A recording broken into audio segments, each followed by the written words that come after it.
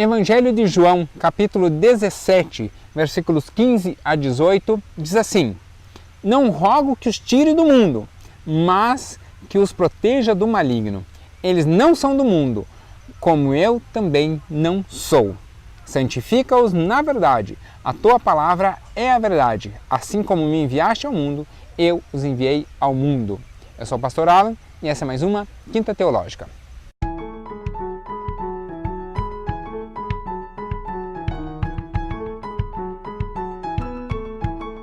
Toda quinta, aqui no canal da Igreja Batista do Bom Retiro, você tem um estudo. Às vezes sobre algum determinado trecho das Escrituras, às vezes sobre um determinado tema, às vezes sobre um determinado postulado teológico, mas sempre algo que busca ser útil para o seu dia a dia, para o seu crescimento e para que possa lhe dar ferramentas, capacitação para você atuar dentro da igreja a que você pertence.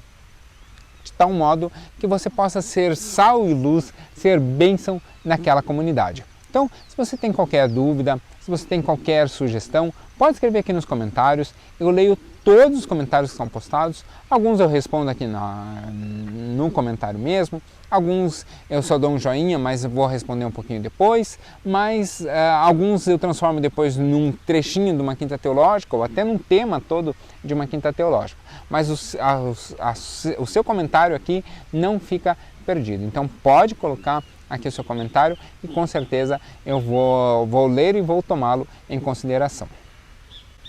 Do mesmo modo, eu queria te convidar para que você fosse ao final desse vídeo a um outro canal do YouTube chamado Teolegal. O endereço está aparecendo aqui, youtube.com/teolegal. Lá, toda terça, às 19 horas, eu leio um trecho da Bíblia. E mais do que ler o trecho, até porque a voz do Cid Moreira é muito mais bonita do que a minha, eu vou lendo e vou explicando o texto. Então, se você quer conhecer a Bíblia de tal modo que vai ler, vai compreender, vai entender o que está escrito lá, vá lá no Teolegal e acompanhe a série chamada A Bíblia Explicada. São vídeos curtos de 5, 10 minutos, mas que eu vou lendo trechinhos a trechinhos, pedaços a pedaço, ou como a gente diz, perícope a perícope, né, ou paraxá a paraxá, trecho a trecho, para lendo e explicando. Assista lá um vídeo, talvez você goste da série, já assiste a série toda, né, mas vai aprender um pouquinho mais sobre a Bíblia e vai tirar essa sensação que muitas pessoas comentam, que é de ler e não entender. Então te espero também lá no canal do Teolegal.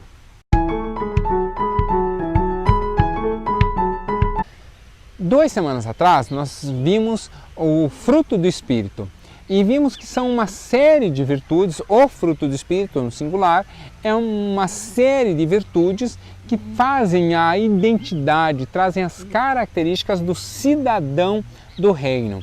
Então são as características que moldam o cidadão que pertence ao reino dos céus. Vimos também que essas virtudes que pertencem a um único fruto, que são dadas por um único Espírito, são como, no exemplo que é usado aqui no Ocidente, como os gomos de uma laranja, ou como é usado no Oriente, como os grãos de uma romã. Então são pertencentes ao mesmo fruto, mas são distintos entre si. E vimos também, já na semana passada, dons espirituais, né? Dons que estão lá em 1 Coríntios, mas são dons que o Espírito dá, o mesmo Espírito dá a todos. E esses dons são dons que o Espírito dá para o seio da sua comunidade, ou seja, são dons que são usados no interno da comunidade, na tratativa, na somativa, na junção, na conjunção e na interação da igreja, na conjunção e na interação da comunidade de fé. Então são dons que são úteis e aplicáveis no dia a dia da igreja, úteis e aplicáveis no dia a dia da nossa ação como cristãos, né? Na nossa comunidade, dentro da nossa igreja, dentro da nossa unidade e da nossa unicidade, né? E que o Espírito é sempre o mesmo. Mas eu comecei com um trecho do Evangelho de João, com uma fala de Jesus dizendo que ele não nos tiraria desse mundo. Não nos tirar desse mundo significa que nós permanecemos nesse mundo com uma missão. Eu tenho uma pessoa que eu tenho o prazer de chamar de amigo, mas é muito mais do que amigo. É uma pessoa que eu efetivamente admiro e que tem um conhecimento bíblico significativo, que é o João Batista, diretor lá do Colégio Cristão, que foi meu diretor durante muitos anos. O João Batista, ele sempre usa essa ilustração, que eu acho ela preciosa. Ele usa a ilustração de um escafandrista ou de um mergulhador. Né? Escafandrista é melhor do que mergulhador, porque o mergulhador é aquele que leva todo o equipamento de respiração consigo. O escafandrista, se você não lembra o que é um escafandro, eu estou colocando uma imagem aqui, mas o escafandrista é aquele que desce para exercer uma determinada função embaixo d'água, mas ele ainda fica conectado com o andar de cima, né? Então ele fica com aquelas mangueiras tal, que fica fornecendo ar para ele respirar lá embaixo. Do mesmo modo somos nós estamos conectados com o céu, nós estamos ligados com o reino do céu. Olha que céu bonito agora, iluminou até para eu poder dizer isso, né? Nós estamos ligados com o céu, mas estamos aqui nessa terra conectados com o céu, mas estamos aqui para exercer uma missão, para exercer um ofício, para realizar algo.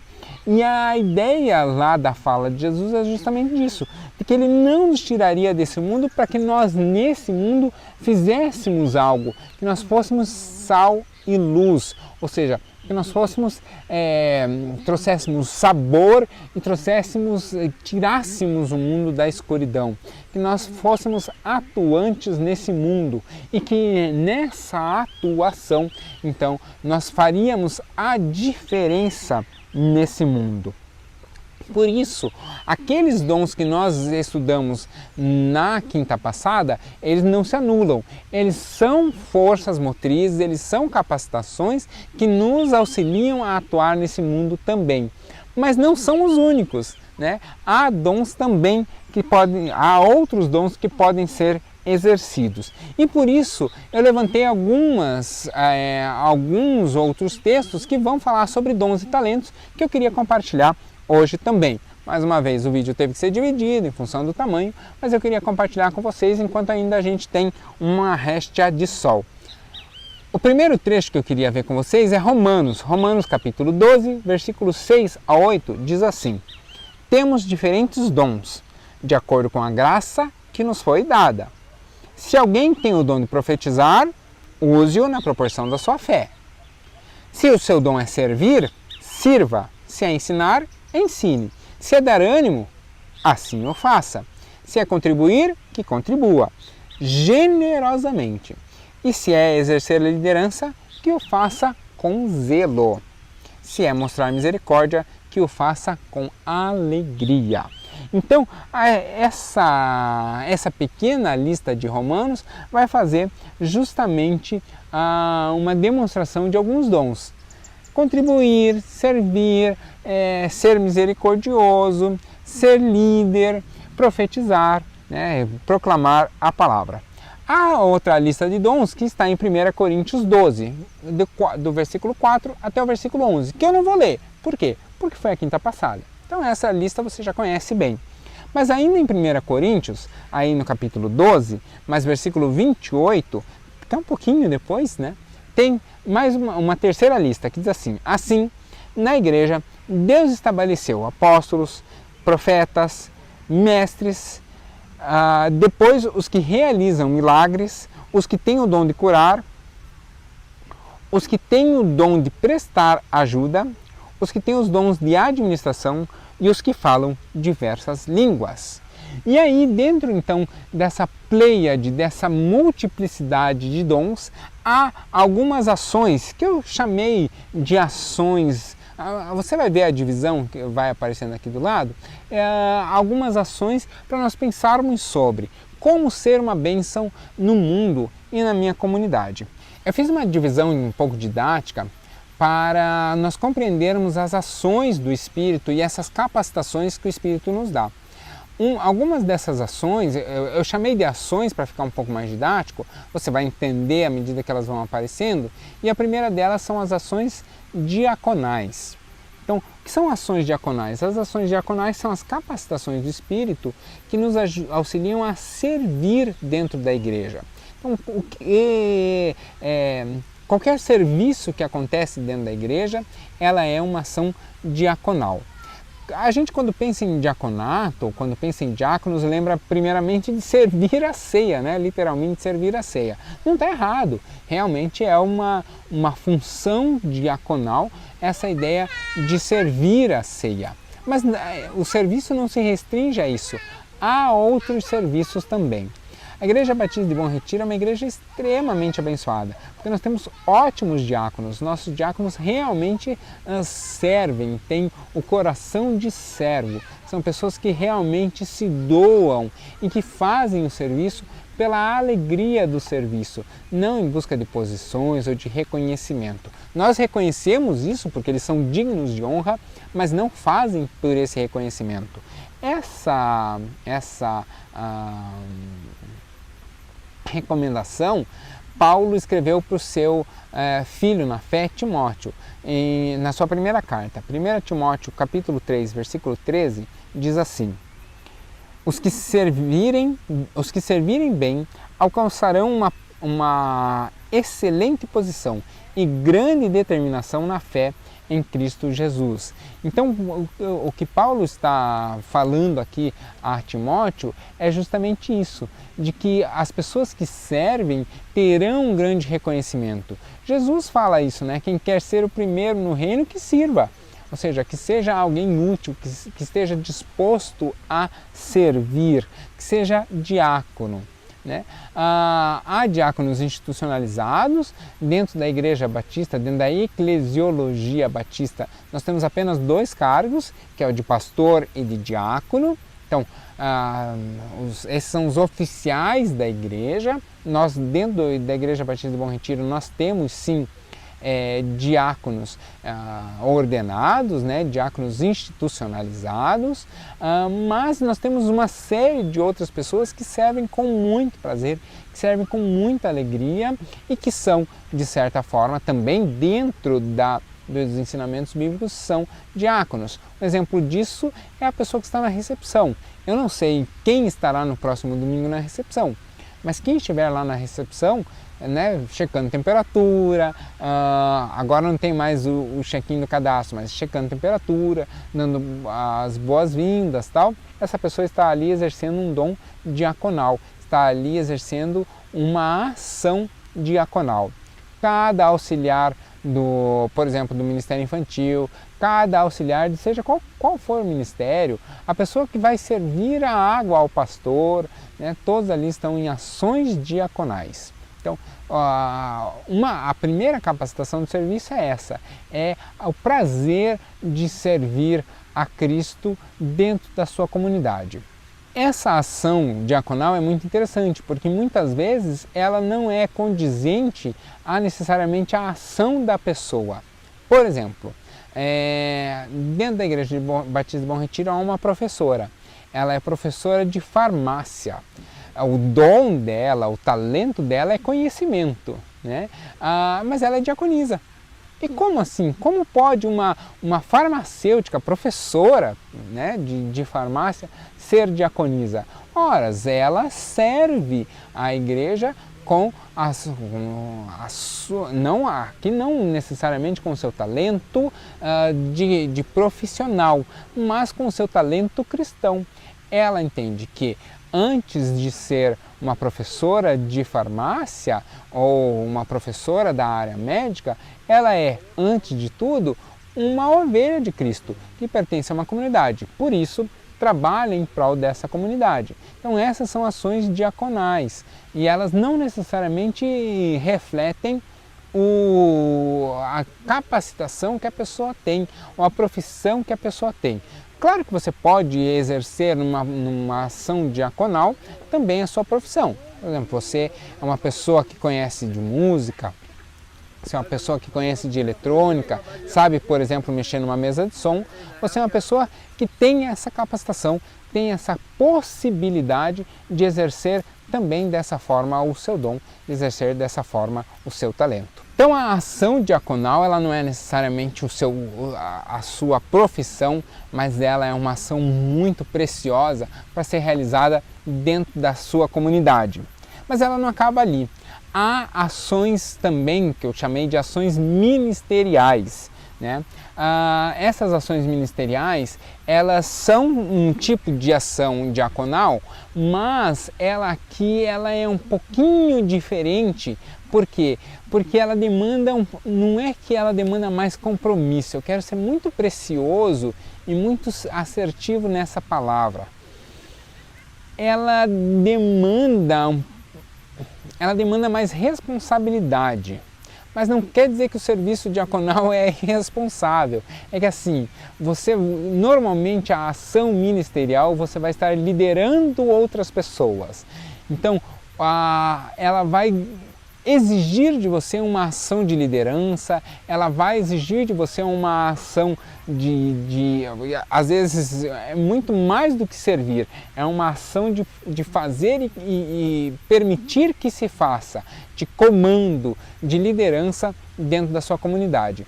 Então as ações ministeriais, elas são mais dinâmicas do que a ação de serviço. A ação diaconal é muito mais a realização em si.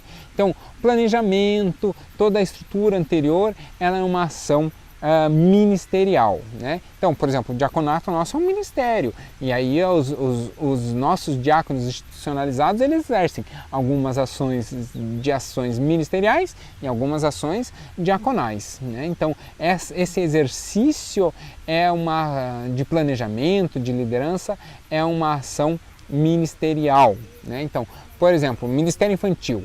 O professor que recebe durante a semana o tema que vai dar e a aula ali que ele vai ministrar, essa é uma ação diaconal, ele está servindo ali e realizando aquilo que lhe foi pedido. Mas a pessoa que está por trás, no nosso caso a Priscila, que está por trás, que planejou a aula, que planejou toda a trilha de ensino, que fez todo o planejamento macro e específico daquela aula, tal, ela é uma ministra, né? Ela está exercendo uma ação ministerial, né? Porque é uma ação maior que envolve e se comunica com outras ações diaconais. Então, há as ações ministeriais, mas há também, e aí aqui a multiforme graça, né, e a multiforme capacitação do Espírito Santo. Então nós temos, por exemplo, dentro da Igreja Bom Retiro, uma série de ministérios nas mais variadas áreas. Tem o Ministério de Ensino de Música com a Escola de Música, Arte Musical. Nós temos Ministério de Esportes com o pessoal do pedal e com o pessoal do futebol.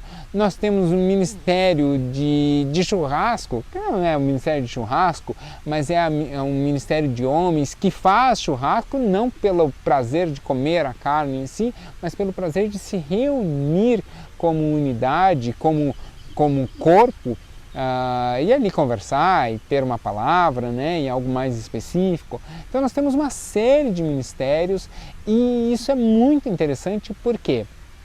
Porque sempre há espaço para novos ministérios.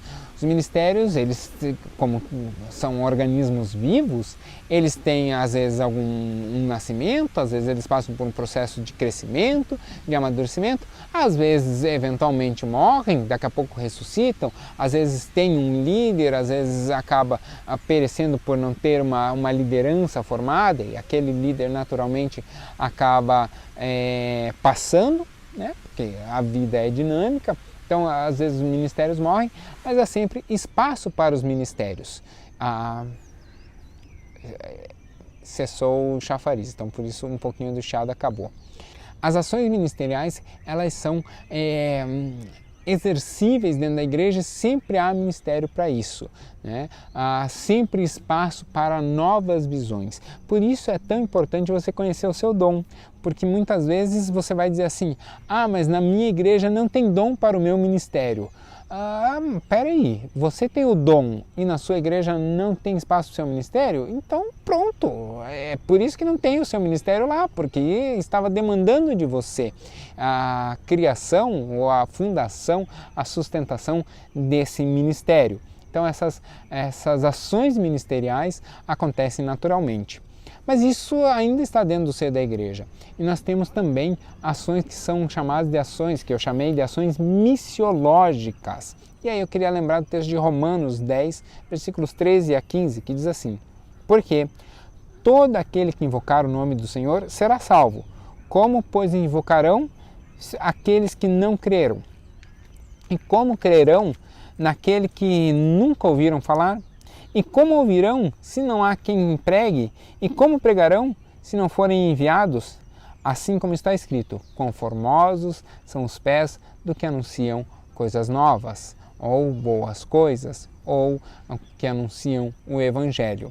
Então, a ideia aqui desse pequeno texto de Romanos é justamente essa, de que há ações de olhar para fora, de alcançar pessoas que não conhecem a Cristo, portanto não podem crer em Cristo, mas que têm suas dores e que nós sabemos que Cristo é capaz de curar essas dores e trazer respostas às inquietações das suas almas. Então essas ações missiológicas é o olhar para fora e conquistar pessoas, que pode ser em outras nações do mundo, mas pode ser aí no condomínio que você mora, na quadra que você mora, no mercadinho que você frequenta, pode ser no seu ambiente de atuação também. E há ainda uma ação muito importante, que lá o texto de Romanos já dá uma ideia. Ele fala assim: como pregarão se não forem enviados? Para serem enviados é preciso uma capacitação, é preciso que seja feito um suporte a essas pessoas. 2 Coríntios, capítulo 9, versículos 7 a 9 diz assim: cada um dê conforme determinou o seu coração, não com pesar ou por obrigação, pois Deus ama quem dá com alegria. E Deus é poderoso para fazer que lhe seja acrescentada toda a graça, para que em todas as coisas, em todo o tempo, tendo tudo o que é necessário, vocês transbordem em toda boa obra. Como está escrito: distribuiu, deu os seus bens aos necessitados, a sua justiça dura para sempre. Essa ideia aqui de sustento é justamente a do cuidado missionário, é o cuidado de atender às necessidades das pessoas, cuidar para atender às necessidades das pessoas que dispõem a sua vida a cuidar dos outros, a cuidar do Evangelho e a propagar o Evangelho na vida daqueles que desconhecem. Então, no texto anterior nós vimos que ele remetia a pessoas que iam a determinados lugares para pregar as boas novas. Mas essas pessoas lá vão exercer, às vezes vão ter a graça de poder exercer a sua profissão, tal, mas às vezes vão demandar do sustento. Nós vemos várias vezes cartas de Paulo agradecendo aos seus mantenedores missionários. A ideia de manter missões, de enviar sustento a missões, é justamente essa linha, de que nós que temos a capacidade financeira, aqueles que têm a capacidade financeira, seja no campo da moedinha, nós voluntariamente, com alegria, participamos da obra. E mais ainda, quando um missionário está lá longe pregando o Evangelho, ou quando um missionário está atingindo alguém que nós ainda não atingimos, pregando o Evangelho, e que nós colaboramos com o sustento desse missionário, nós estamos realizando a obra missionária também. Nós estamos sendo bênção na vida dessa pessoa que está propagando o Evangelho, mas também dessa pessoa que está sendo atingida. Nós estamos, de certo modo, resgatando essa pessoa do inferno, estamos saqueando o inferno, tirando de lá uma pessoa que estava condenada. Estamos trazendo vida nova a outras pessoas. Por isso a contribuição é tão importante. E aí eu nem preciso entrar na discussão de que dízimo é sobre o bruto, sobre o líquido, porque eu não estou falando de dízimo, eu estou falando de oferta. Oferta é justamente algo além do dízimo, separado do dízimo, não tem vinculação com o dízimo. O dízimo é uma outra doutrina, outro dia a gente trata de dízimo.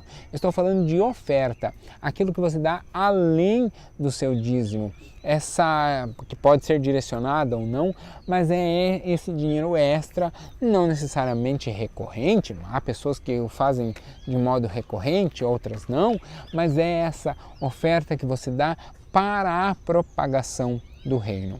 Existem missionários que têm uma vida relativamente mais tranquila, têm uma condição financeira um pouquinho melhor, mas existem missionários que realmente abrem mão de absolutamente tudo e vivem em condições bastante simplórias, às vezes até passando algumas necessidades. Atuei muito tempo com missionários da pastoral carcerária e aí a gente estava no meio dos missionários também.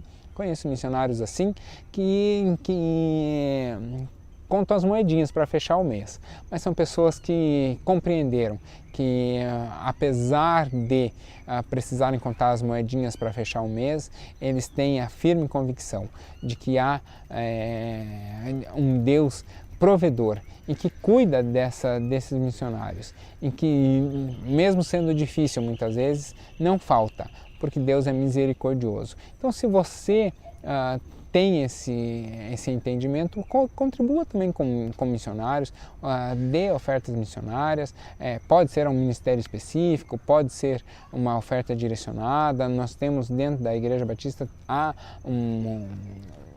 um modo de encaminhar ofertas para missões, ou pode ser também uma oferta a algum missionário que você conheça, tal, mas ajude na propagação do Evangelho, porque você só vai ganhar com isso. As ações de sustento, como vimos aqui, são ações de graça. 1 Tessalonicenses 5, 19 a 21, vai nos incentivar, de um modo geral, a não apagarmos o Espírito. O cuidado com os missionários é uma forma de você cuidar também de toda a propagação do Evangelho, de cuidar de toda a ação missional da igreja. Quando nós pensamos em sustento missionário, nós estamos pensando justamente nisso, de pessoas que às vezes dedicam a sua profissão, às vezes abrem mão da sua profissão para dedicar-se plenamente à obra do reino. Então são pessoas bastante abnegadas e que estão à disposição, às vezes vão a lugares em que o evangelho é impedido ou perseguido, enfrentam alguns desafios que muitas vezes nós no conforto do nosso lar não teríamos coragem de enfrentar. Vão a lugares onde nós jamais imaginaríamos ir. Eu muito tempo fui missionário na pastoral carcerária, e você não tem ideia do que é entrar num X, que é a cela de uma prisão, para orar por uma pessoa, ou entrar na cela em que naturalmente você vê ali que ela foi construída para 6 pessoas e tem lá 15, 18 almas perdidas pedindo que um pastor entre ali por uma oração. Às vezes o nosso sofá confortável, o nosso bom computador ou a nossa televisão que traz uma imagem Full HD ou com novas 4K, como as tecnologias de hoje, elas na verdade não trazem a realidade, elas nos mascaram da realidade da onde o Evangelho ainda não alcançou, das vidas que ainda não foram tocadas e não foram transformadas pelo poder do Evangelho. A ideia de ações missionais é justamente essa, é olhar para fora e ver que há um mundo perdido. Mas eu queria também chamar a atenção para um outro campo de atuação, missional também, que são as pessoas que têm tudo, as pessoas que estão bem na vida, as pessoas que estão em uma boa situação. Eu vi isso muito na Europa. Por que o Evangelho na Europa é tão difícil? porque quando nós pensamos em missões, em ação missionária, nós pensamos no pobre, nós pensamos no encarcerado, nós pensamos na África, nós pensamos em países pobres e esquecemos muitas vezes de que a pobreza não é simplesmente não ter dinheiro. Às vezes a pobreza está em ter muito dinheiro. E há pessoas que têm outras dores. O que eu mais vejo, o maior problema que eu vi no tempo que estive agora na Europa e agora já com alguma maturidade cristã, é justamente isso, de que os nossos missionários ainda não entenderam a dor do europeu, não entenderam que eles pregam que Deus é um Deus para curar. Isso não importa para o europeu, ele tem a melhor medicina do mundo à sua disposição. Deus é um Deus que vai renovar as suas forças. Ele já tem uma carga de trabalho bem menor do que a nossa, os trabalhos lá são menos puxados do que o nosso, quando o trabalho é puxado ele já deixa para o imigrante. Então há ali dores e há ali perguntas que não são respondidas, mas que nós ainda não fazemos essas perguntas para eles, nós ainda não entendemos quais as dores eles enfrentam.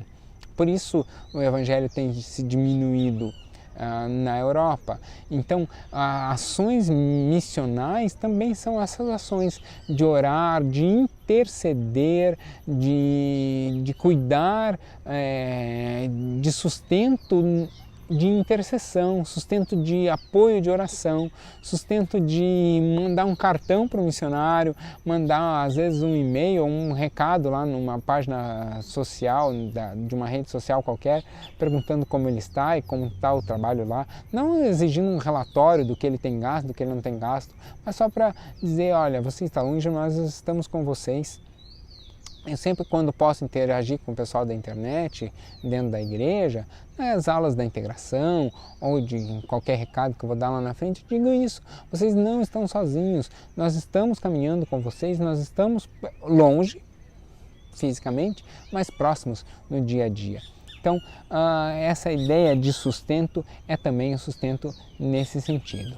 E aí eu queria encerrar, então lembrando vocês dessas ações, que você coloque o seu dom, coloque o seu talento nessa vertente, em ações diaconais, servindo significativamente a sua igreja, em ações ministeriais, exercendo a liderança e exercendo o planejamento. Às vezes você não precisa necessariamente ser o líder, mas você é uma pessoa de muito boa organização, então você serve a pessoa no planejamento, serve o líder no planejamento, tendo uma visão macro do ministério. Então, em ações diaconais, ações ministeriais, ações missiológicas, olhando para fora, olhando para além dos muros da igreja, mas também ações de sustento, apoiando e sustentando missionários, apoiando e sustentando a sua igreja. E aí sim, encerrar com 1 Tessalonicenses 5, versículos 19 a 21, que diz: não apaguem o espírito,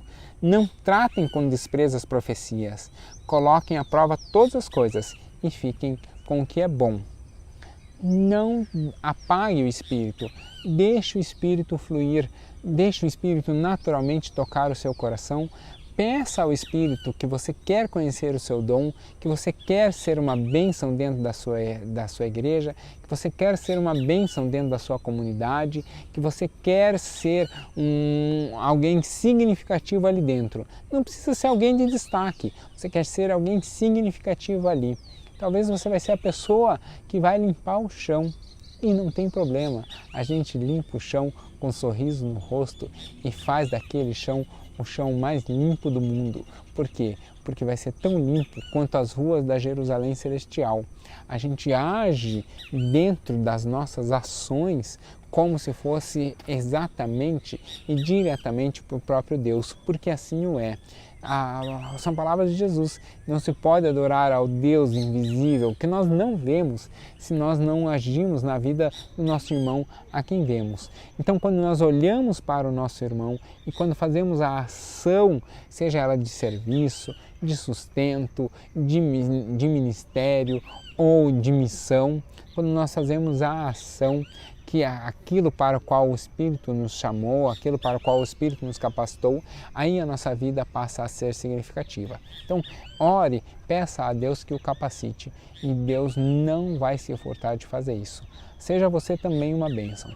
A Igreja Batista de Bom Retiro tem como lema dizer que nós existimos para abençoar a sua vida. Se você é membro da igreja, você existe exatamente para isso, para abençoar a vida de alguém.